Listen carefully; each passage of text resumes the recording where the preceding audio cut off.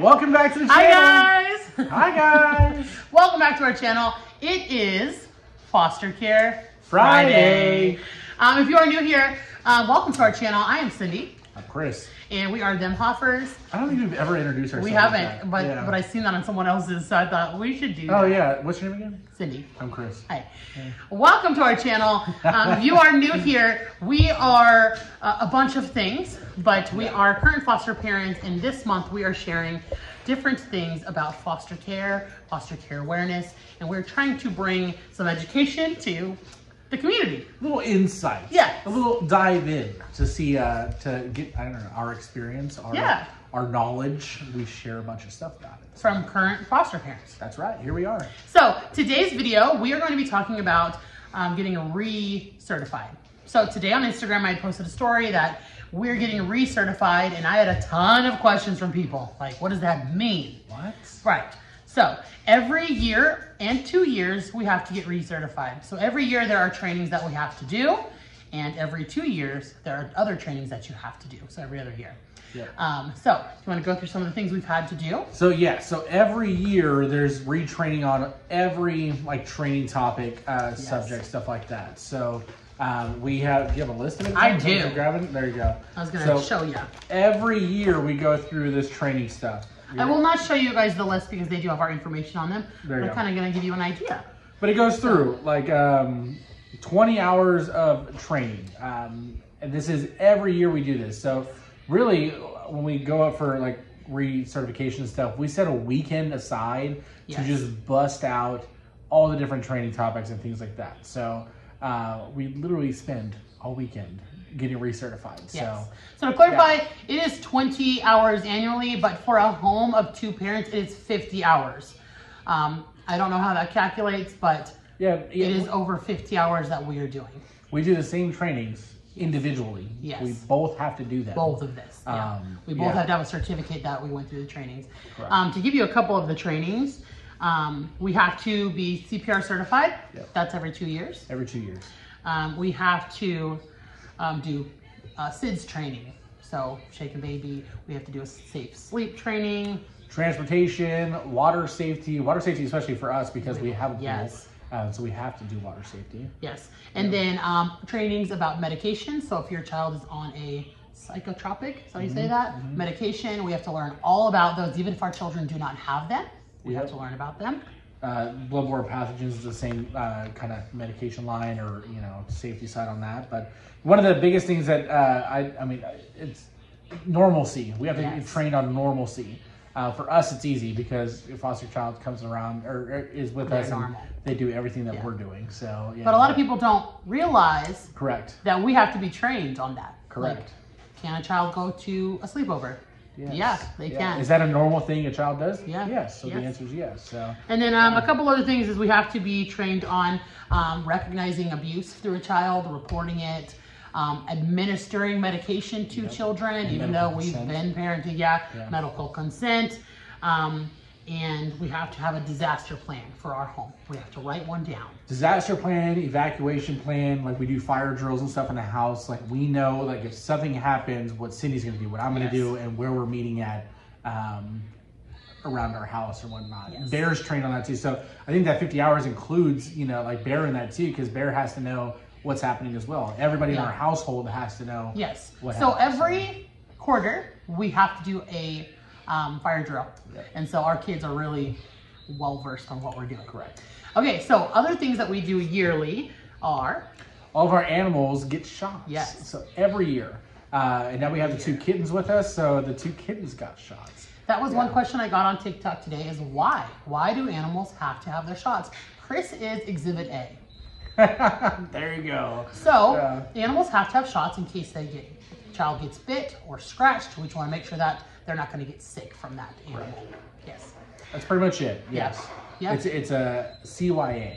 Cover your booty butt. Yeah. So if anything happens, shot's been taken care of, so no infections or anything like that is going to spread. And we can't be late on that. When you have your own dog, you're like, oh, they have it in May, we'll do it in June. Whatever. No, we cannot. Expiration comes up 5/20. Guess what? 5/20. It better be done. It better be done. And in the video today, I showed that we had to get our fire extinguisher checked out. We don't even use it. I don't even touch it for the whole year. It just still has to be maintained. Correct. So I take it today. Someone had asked me, how come you remove it from the home? So they don't come to my home to check our fire extinguisher. No. We had a fire inspection yesterday of our home, and they looked at our fire extinguisher to make sure we had one. But for the unit itself, it has to go to either the fire department or someone who sells fire equipment, which is where I went. Yeah. All of the kids were with me. I leave with them. No one is in our home. Our home is not without one if we're here. So, and they just have to make sure all the plugs are good, all of the seals are not cracked and things like that. Correct. So that's also what we had to do. Yeah. What else do we have to do? So we have to make sure that our binders, here's our binder. We have to make sure it is in order. I can't show you. You might need a forklift. This is our home binder. So we have the big binder. This has all of our home information in it. We have to make sure that this is up to date. So this last week I've gone through all of this. Now what this holds is our CPR training. We have to have that every 2 years. And not just us, but family members as well. So my mom and dad, who are babysitters, they have to be CPR certified. This is also one of those things that on our fire drills, one of the things we grab and take outside with, or take to our safe place or whatever with us. Yes. This comes wherever we go. So. Yes. Okay, so the other things that we have to do is to make sure all of our smoke detectors are still working, doesn't need new batteries. Yep. Our carbon monoxide doesn't need new batteries. They have to be in every room, so we have to just go around and make sure we push the button and they're able to be seen. Correct. Every year we change out the batteries on those smoke detectors anyway. June 1st is when we do them. June 1st is when we put them up. When we first started doing the certification, so June 1st is when I change out all the batteries in every one of them. Yes. Not just if it starts beeping, we change it, but I change them all just in case, so they're all done. So. Other things that we have to keep updated, that I always check this time of the year, is our car insurance. We have to have that to prove that we are good drivers, and home insurance or rental insurance if you are renting. Like I said, we had to have a fire inspection. So if you get a fire inspection, that could be done every year or every 2, depending on who is doing it for you. So if the fire marshal comes to your house, it's every 2 years. But if another fire station comes to your house, it's every year. So it just depends on how often. Yes. Yeah. All right, so I have a couple questions from Instagram that I'm going to be answering now on getting recertified and things like that. So one of the questions that somebody had asked is about pools. What is the requirements for a pool? So people, obviously you have to have a gate around your house that is separated. Correct. So from our house, we do not have a door on our home that goes straight to the pool. Correct. So our gate is separated. Our backyard is separated into 2 backyards. Yes. We have a small yard where the kids play at, grass area, things like that, the porch, whatnot, right outside the back door. And then we have a locked gate that gets out to the secondary yard, the much bigger yard that has the pool and all that stuff with it. So the only way you can get out to that second yard is by a key that opens up that gate that only Cindy and I will have. So obviously a parent will be there with us. It's always locked. It is always locked unless we are in the backyard. So when you get out of the backyard, it's locked. It is very important to have it separated. Yes. So no child can, even if they go out our back door, they can't get in there at all. Correct. The only entrance is locked. The only one. So, that's right. Yes. And other things about the pool is we have to have a life-saving device. Correct. So for us, we have a big hook that we could help a child. And then just being trained in safe swim with our kids.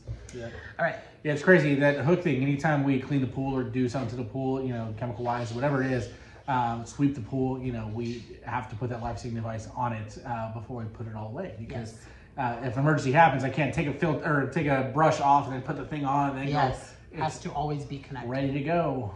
Does someone come to your home yearly to make sure everything is up to date? So, not necessarily. They come monthly. So we are with an agency and they come once a month to not only check on the children, but to also check on our home and keep us up to date. They'll give us like a list like, hey, you have this, this, and this coming up. You need to have it done. Correct. Like literally today, I got text messages like, hey, you need to get this done. I'm like, oh, girl, it's done. Yeah. But so monthly, they're coming to our house. And then, yes, around this time of the year, someone did our fire inspection yesterday. And we just kind of go over that again. Even though they know it's fine, we still have to go through that checklist. To make sure it's all done. Yes. Yeah. Will they immediately remove a foster child from your home if you don't get recertified? Yeah. Yes, they will. Yeah. Yes, if you're not certified, you're not eligible to be a foster parent. That's how it works. Last year we ended all of our certification by May 27th. So that means everything has to be done before that. So we have finished already, and it's only the 19th. So next year it'll be before the 19th. So every year it's going to be getting pushed forward, forward. So yes, they will come. When we first got certified, I think it was the end of June, maybe the beginning of July. But because we got recertified earlier and earlier, now here we are, May, and we're already done. You know, so next year will be before the middle of May. So. Yes, it will. Yeah. Does everybody in your home have to be TB tested? Yes. Yeah. Any child or person 1 year old and up. Has to be. So when we became foster parents getting licensed, we all had to go get one, even though we had one already, and Bear had to get one. And now every child in our home who is over 1 has to get TB tested. Yep. Yes, so that is part of the requirements. Let's see. Goodness. So a lot of people are asking me about qualifications. There's a ton of qualifications. It's a lot of work. We could do a more in-depth video on that, but I need to sit down and really have a list together. Yeah. Number one, go ahead. Qualifications, I mean, yeah, there's a lot of things you have to have and whatnot, but do you have to be married? No. You have to be 21. You have to be 21, but you don't have to be married. You can be single and foster. You have to be, what's the word for it? Financially stable. That's the word. And your home has to be in good standing. Well, yeah, I mean, but what I'm saying is you can't depend on income from the state to be your source of income to care for a child. Right. You have to be able to fully maintain your whole home before you can be a foster parent, which is the way it should be. Yeah. So in that sense, there's a lot of requirements for you and your home to be qualified to, be a foster parent. I mean, like I said earlier, normalcy is like the biggest thing that that CPS wants the foster children to have. Yes. So they want, when the child is in your house, to have that sense of normalcy. Yes. And so you have to provide, you have to, have all the same stuff that Johnny down the street's going to have, it's what it is. So, yeah. So I will definitely do a more in-depth video on the requirements. There's a ton of information out there though. A lot. Okay. So I think that is it. We have a ton of things about it. So a lot of people are asking like who certifies things. So you have to either go through your city to get something certified, your agency, and CPS, depending on who you're with. Ooh, yeah. I think that's going to be it, you guys. This is Recertification. If you have any more questions, leave them down below. We're going on year 3 of being foster parents. We're very proud of our journey. We have had 10 kids come to our home, almost 11 kids. We do have one leaving quite soon. And it has been a roller coaster.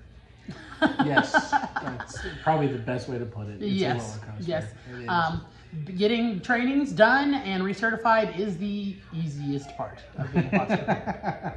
It's the most tedious part, but it's the easiest part. Yeah. Yeah. Once you're set up and going, that's when the roller coaster starts. It's like when you're climbing, that hill before that big drop. That's called training. You're getting there. You're on the high. Like I got certified. Yeah. I wouldn't say it's like the easiest thing actually. No, I changed my mind. Loving kids is the easiest thing. Before I let you guys go, I am on a podcast today. As you're watching this, it is live. It is called You Can't Sit With Us, or You Can Sit With Us. Wow, I just went to Mean Girls in my mind. That's what I'm doing. You Can Sit With Us. You can find it in the App Store.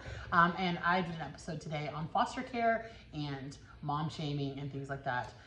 It is pretty amazing. Go look it up. If you can't find it, I'll post the link down below. It's on the podcast app. Yes. There you go. I would love for you guys to go watch it and support them. Go listen to me. I gave a lot of information on there. So go check it out and support me over there. And subscribe here if you're not subscribed. Like the video, comment down below. We appreciate each and every one of you guys. So we'll see you on the next video. Bye, guys. Bye.